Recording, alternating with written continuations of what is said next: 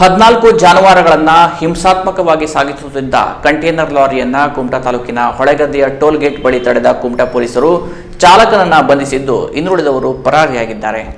14 ಜಾನುವಾರುಗಳನ್ನು ತುಂಬಿಕೊಂಡ white container ಲಾರಿಯೊಂದು Kumta ತಾಲೂಕಿನ ಹೊಳೆಗದ್ದೆಯ toll gate pass ಆಗುತ್ತಿರುವಾಗ ಅನುಮಾನಗೊಂಡ ಪೊಲೀಸರು ಪರಿಶೀಲಿಸಿದ್ದಾರೆ.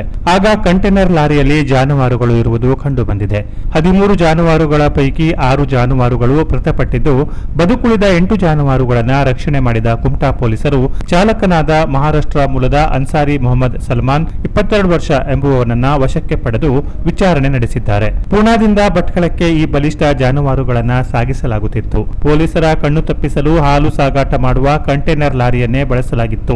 ಆದರೂ ಬಲು ಚಾಣಾಕ್ಷತನದಿಂದ ಕುಮಟಾ ಪೊಲೀಸರು ವಧೆಗಾಗಿ ಸಾಗಿಸಲಾಗುತ್ತಿದ್ದ ಜಾನುವಾರುಗಳನ್ನು ರಕ್ಷಣೆ ಮಾಡಿ ಅವುಗಳನ್ನು ಗೋಶಾಲೆಗೆ ಕಳುಹಿಸಿಕೊಡುವ ವ್ಯವಸ್ಥೆ ಮಾಡಲಾಗಿದೆ.